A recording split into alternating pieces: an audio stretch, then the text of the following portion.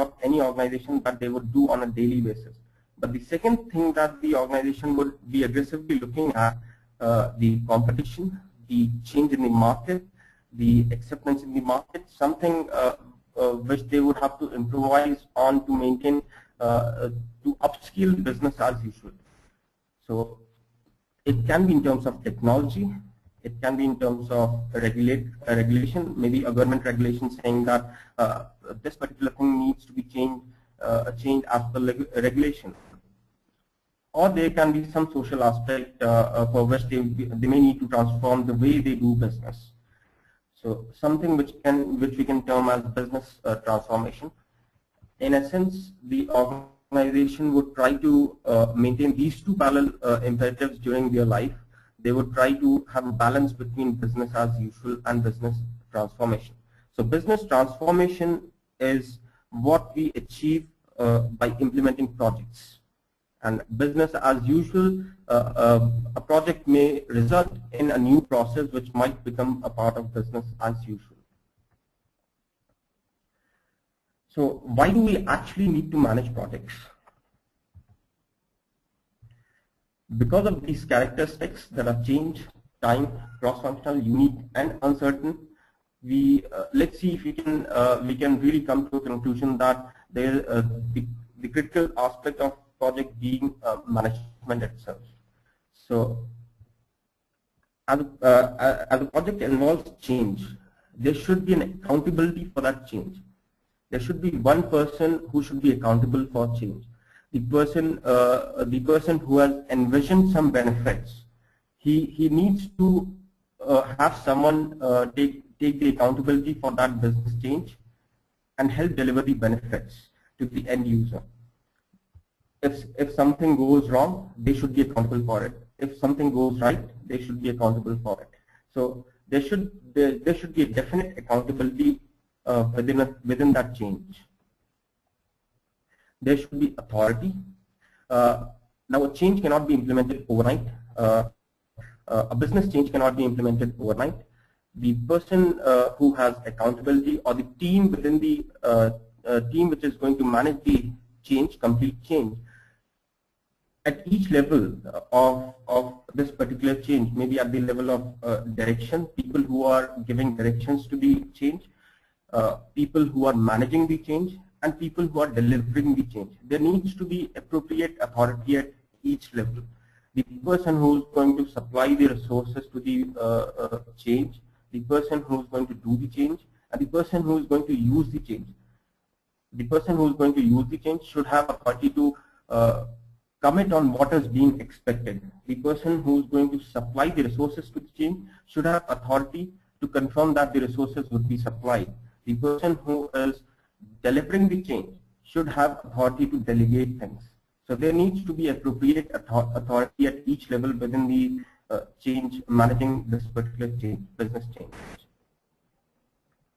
There needs to be credibility, and people should really believe what you're saying. If the supplier is saying that the particular resource would be provided within this timeline, but the history of that supplier is that he is not really credible in the market, it doesn't make any sense to have such a person within the project management team or the change team which is implementing the particular change. There should be good amount of credibility for the people who are going to be part of this particular business change.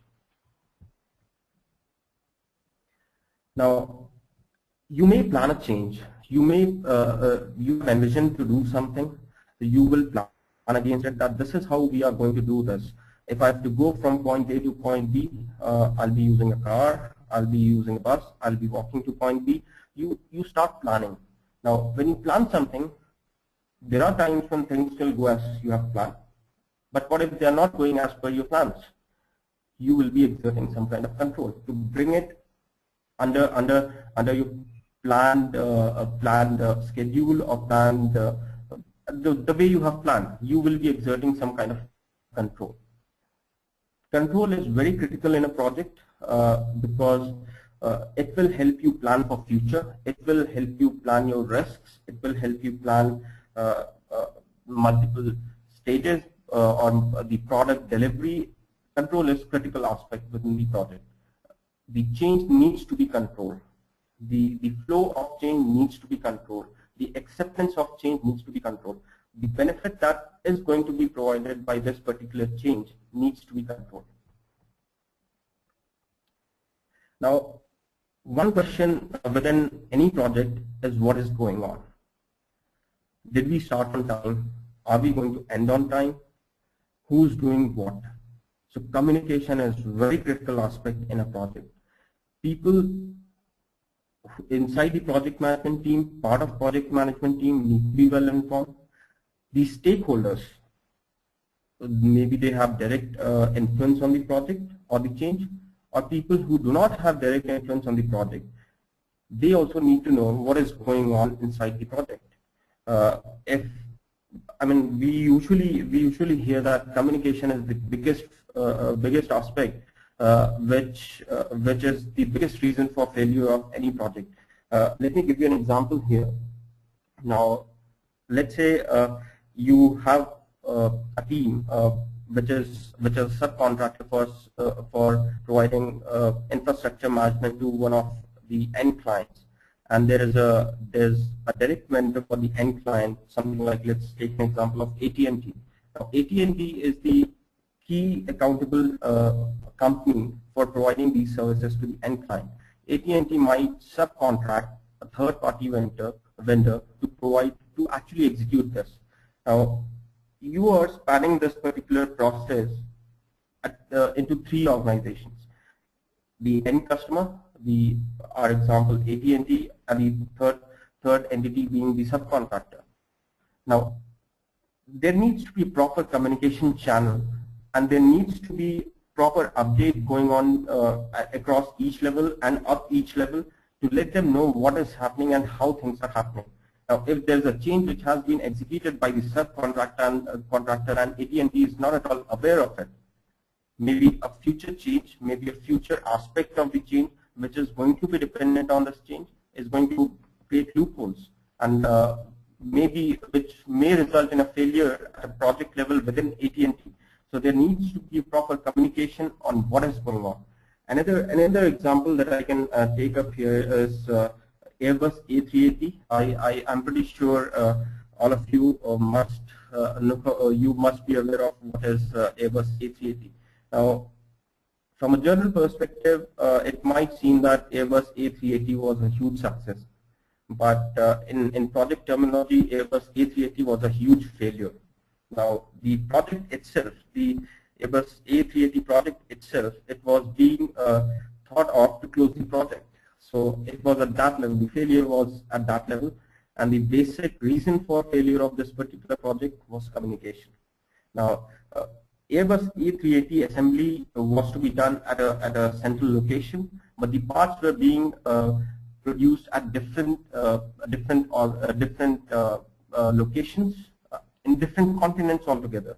Now, there was a software tool, which was being used at these different locations, and they were in different languages.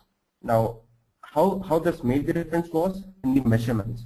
Now, the software which was being used at location A was still using the older version of the software, and the software which was being used at the location B was using the newer version of the software. And there was a difference in the measurement, very slight difference in the measurement.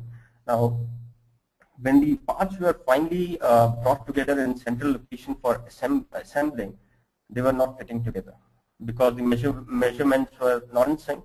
Now, imagine in a project like that, if one screw is not in place, what would it mean when the product is finally being delivered? So this whole project cost Airbus about 8 to 9 billions in losses, and the project at the end of the day, project overshot the timeline. The project overshot the cost budgeting aspect of the project. There was a cost overshoot, and finally this whole project had to be reinitiated, replanned, and the software update had to go on. So this project was really a failure in terms of cost, in terms of time. the product was delivered, but with these failures. So a project is not really a success if you deliver the product and the product can be used. A project can fail on multiple aspects. We'll look at that, how a project can fail. So if the team is not aware of what is going on inside the project, it can definitely lead to failure within the project. Ideally, if these things are not being taken care of within a business change, that is change, accountability, authority, credibility, and the communication aspect of the business change, we are essentially going towards a failure within the project. So, what is project management and what is project management tool? Now, knowing how to use Gantt charts, knowing how to use any scheduling tool within a project is not project management. Now, you can go from point A to B. You might decide on using a car, you might decide to take a walk, you might decide to take a bus. But what if I were to tell you, you have to go from point A to point B, but first you have to go to point 1, then you have to go to point 2, then you have to go to point 3, you have to go to point 4, and then finally you have to reach point B. Now, a car wouldn't know how to do that. A car is simply a medium which you can use to go from point A to B, and it is only going to make it a faster thing. It would help you save time. So it can only add on to what you are about to do. So what you are about to do is something which is a planned process, a planned change. There is a definitive time. So the process itself is born how things are planned. The medium that you use, like Gantt charts, any other scheduling tool, it's just going to make it simple for you. It's not actually project management. They are just a set of tools which help you manage projects. They don't manage projects for you, right? So how does a project organization look? Now, a project organization, basically the person who has an idea, who wants this to be implemented, maybe we can call that person sort of project sponsor for now. He is going to ask you, here's the idea, I want you to implement this. He is going to provide you the funds for the project. A project sponsor would basically be looking for a project manager who is going to manage the project on a day-to-day basis for the project sponsor, who is going to deliver the products of the project. And the product which are being delivered, they'll help achieve the benefits which are being expected. Now, in this type of organization, a project manager would on a daily basis interact with suppliers, the users, and he'll be breaking his head almost for everything within the project, talking to user and the supplier. User would be telling this is what I'm expecting. Supplier would have his own interest within the project. He might come with his own issues. So he's handling issues across the levels and vertically above with the project sponsor and below at the delivery level. So project manager would also be taking care of delivery or maybe delegating things to the delivery team to deliver the products of the project. Now, in this kind of an organization, understand this part of the project, wherein project manager is constantly interacting with the user for knowing what is being expected, and also fighting the issues at that level wherein maybe user is coming up and saying, hey, I want you to add this as well. Maybe you can do this as well. Maybe you can do that as well, right? So a lot of his time is going in things which is not expected of him. At the supplier level, definitely there are going to be some issues coming in. So he is investing a lot of time with the supplier, which he should not ideally be doing. So his time, which should go towards managing the day-to-day aspects of the project, which will contribute to the success of the project, he is having less time to do that activity, right? So this this type of project organization has this has a severe issue within the project management. But what could be an alternative to this? Probably we can have something like this. There is a project owner, the person who has envisioned to do something, who feels that if we do this, this is really going to benefit us. So he says, let's appoint a project owner. I'm sorry, I said project owner, project sponsor. Let's appoint a project owner who is going to be one person responsible for the project.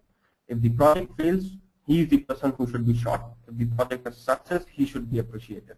And he would definitely, when I say he would be appreciated, the project team as a whole should be appreciated. Now the project owner would appoint a project manager to manage the tasks on a day-to-day basis. Now this person would ask the project manager to interact with the delivery team and make sure that the products of the project are being delivered. Now the project owner is also responsible to talking to the supplier and also talking to the user. Now all these three entities, the user, the project owner, and the supplier, let's say if I put them on a team, which is something like called the managing board within a project, they would together talk to project manager. Project manager would know the expectation from the user side within the project, within the managing board. He would know the business interest by talking to the project owner, and he would know the supplier interest by talking to the supplier within the project. Now, the project manager has more time which he can invest on day-to-day management of the project, and any issues that are arising at the level of user and supplier can be if they can be handled within the managing board, good enough. If not, there are different entities within the project organization and this kind of organization which can help resolve together with the project manager. So end of the day, project manager would not be responsible to take care of the supplier issues and the user issues at the managing directing level of the project. So in this scenario, project manager has more like a freedom of thought, and he is much more capable of handling day-to-day management aspects of the project, and it gives him more confidence in managing the project, and it can definitely be a factor which can add to success of the project. Or upscale the success of the project. So this kind of an organization would definitely help cater to the political aspect of the project, and would also help managing the success of the project and controlling the success of the project. So this organization is basically what we see in a lot of frameworks today, and one such framework is Prince2. So I'll be discussing Prince2 framework very briefly to see to tell you how the framework really works and how it can help manage the projects.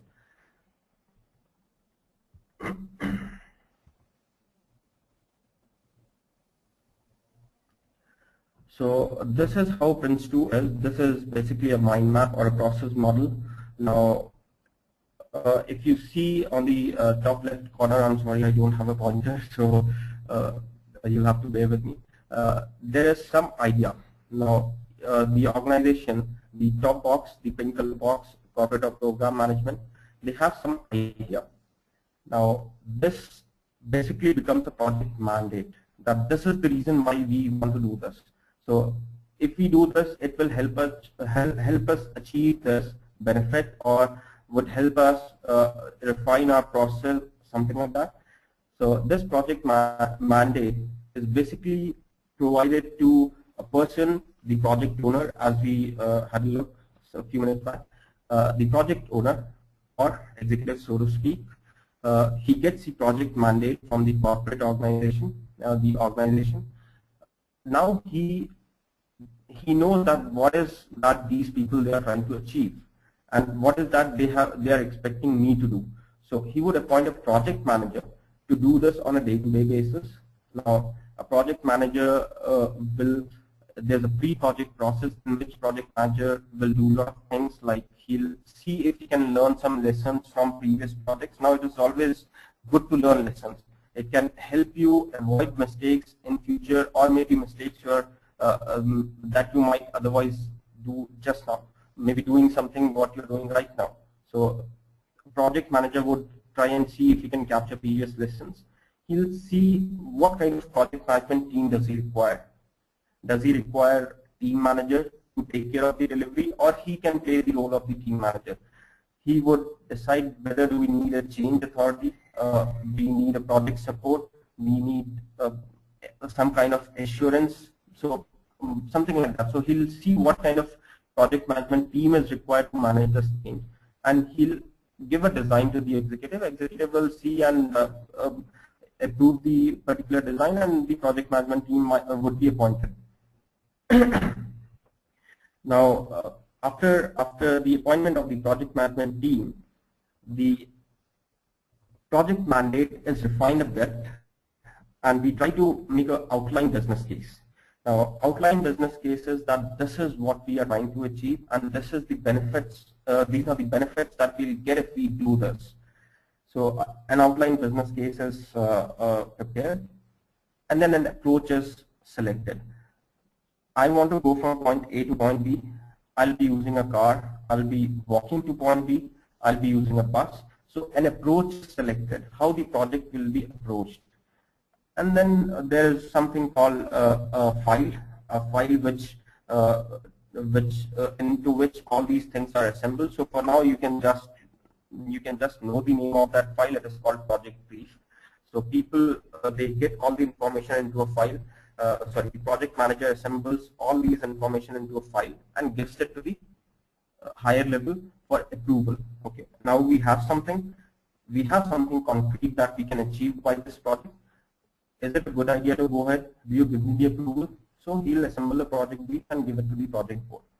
And he'll also plan what he's going to do in the next stage, right? So basically, this is what we have to achieve, and this is my plan, how we'll achieve this. So he'll submit a plan. Now, he'll request, shall I go ahead? He'll give those documents to the next level to see if he can go ahead. So what is the next level? Now, next level is basically directing the project. They are helping, they are giving a direction to the project.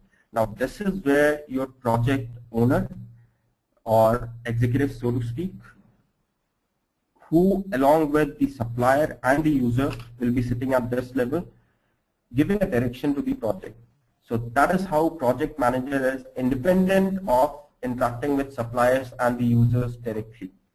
So a lot of his time is saved here, and a lot of his issues are saved here. A lot of political aspects within a project are saved here. So based on the submission of project manager, they'll decide, should we really go ahead?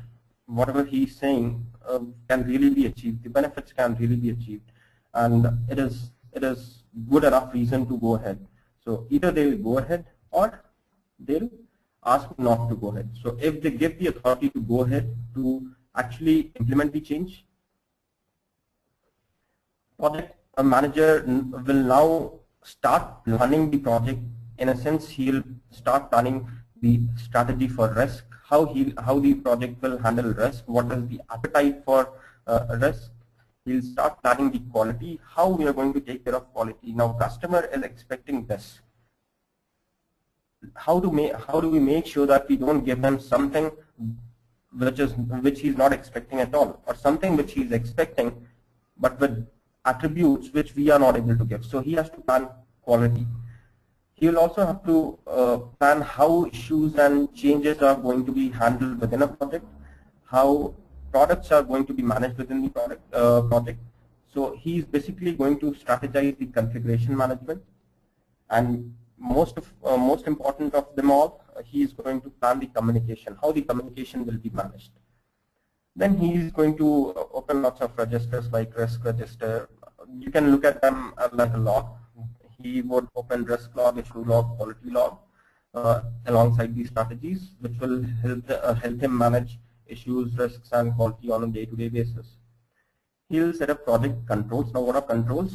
You wish to do something, you have plan against it, so you are also planning your controls. If this happens, how will I control this? If this happens, how will I control this? Right? So for example, this session is going on. Now within the session, if somebody has a question, they might be definitely sending those questions to to Keshav or to the tech team, and they'll be sending those questions across to me. Now the chat window is the control within the session which is helping us resolve queries or address queries. So in a project, there can be multiple project controls that will help you manage the project on a day-to-day basis and keep the project under control. You would then create a project plan. That now project plan cannot be defined at this stage. It cannot be a definitive plan at this stage. So there will be a lot of assumptions going in. Probably this is the amount of time that would be required. This is the cost that would be required. All these things. So it is, most of it is assumption. It is only going to be refined as we go ahead within the project. Now, in the previous stage, we had outline business case, not a definitive business case. So we try to refine it. We try to come up with a detailed business case with the actual expected benefits, disbenefits, the cost, all these things. So we try to refine the business case. Now, business case is very critical because it will give the project the directing level, the owner, supplier, and the user. It will give them a fair amount of idea. Should we be investing this kind of money? Should we go ahead with the project? Should we invest more money? So business case is very critical. There should be justified reason to implement this, and that justified reason is the business case.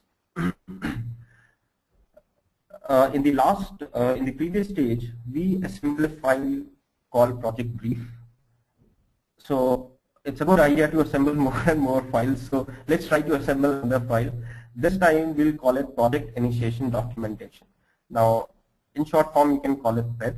In PID, you will have all these strategies. You will have the business case. You'll have the controls, the project plan, all these things. Now, this PID is going to be a contract between the directing level of the project and the project manager. That this is what I'll do. This is how I'll do. Do you approve this? Do you want me to go ahead? If you say so, I will. Right? So he'll send us along with something which needs to be approved by the project. The directing level of the project. I'm so sorry. I'm again and again trying to use the terms of Prince2, but I'm trying to avoid that. So it's basically called project board, but I don't want to use that term. I just don't want to confuse a lot of audiences. I believe there are lots of freshers within this session, so I want to keep it very simple, and I hope I'm able to achieve success doing that. So the project board, directing level of the project will need a plan how we are going to proceed ahead. Now, you would argue, we already have a project plan. But let me ask you, if you stand on the road, you can only see to an extent. Probably you can see, at max, you can see 1 kilometer ahead, what lies ahead of you, probably 1 kilometer. But you cannot see beyond that. There's a horizon to which you can see. Similarly, in planning, there is something called planning horizon. Now, you don't want to plan something in one go and go wrong everywhere. So let's have assumptions overall, and let's try to make it break it down into smaller plans. So we call it a stage plan. Now, the stage wherein he has the project manager has prepared all these strategies and everything, he would now prepare the next stage plan. That what is that we are going to do now. He, along with the stage plan, that is the next stage, what we'll do in the next stage, what products we'll deliver in the next stage, how will I report to you within the next stage, how frequently will I report to you within the next stage, right? He will put in all those details and submit to the directing level and seek an approval if he can continue. So again, he'll send all these documents. Actually, I shouldn't call them documents, but just for your understanding, he'll send all these documents along with request to deliver the project now. We have done all the assessment, we have done all the research work, we have enough reason to do this particular change, we have enough business reason to do this change. So do you want to go ahead? Do you really want me to go ahead? So the directing level of the project, they would go through what has been submitted, and if they see enough reason, they will give an approval, or they may say that no, there's not enough, there's no reason for us to go ahead. I think we would just end up wasting money. So let's not go ahead, let's not invest more money into this. So they would say, please close the project. So this is called premature closure because there's not enough reason, not enough business reason to do this particular, to implement this particular change and deliver the products. So the project manager would say, fine, I'll close the project. But if the project is approved, there would be authorization for the next stage, wherein the project management team or the managing and delivering level of the project together, they would start delivering the products of the project. Now, based on approval from the project manager would authorize a work package. Now, what is a work package?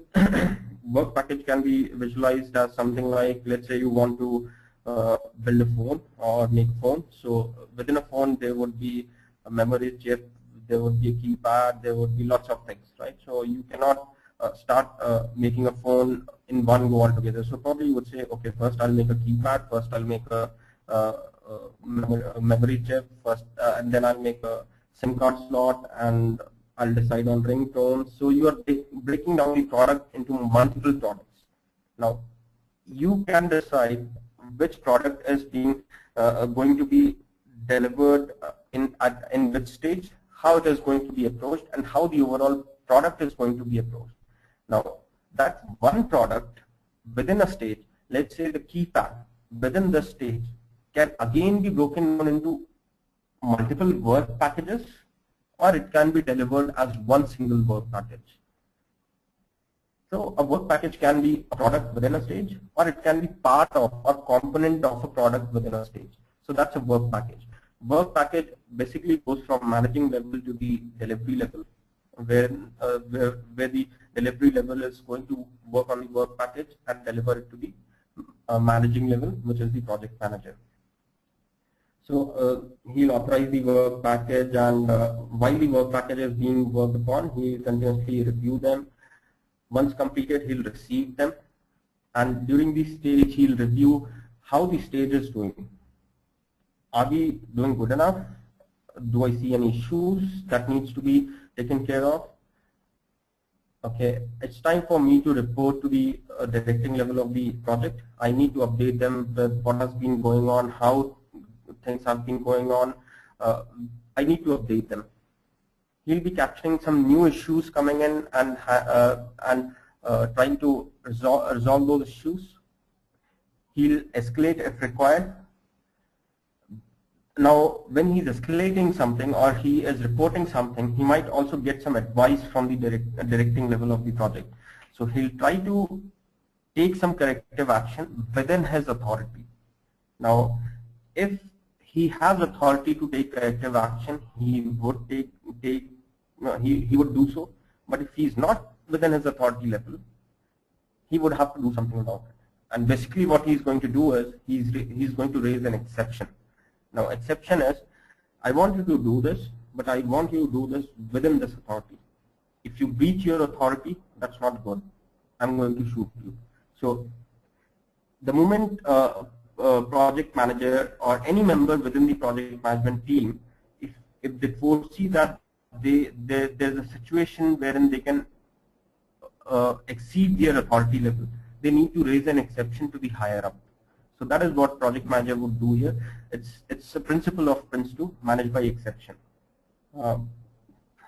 Probably, I mean, you can find more information about it, or if you want to know more about it, we can. I mean, you can find it online, or you can always get in touch with us.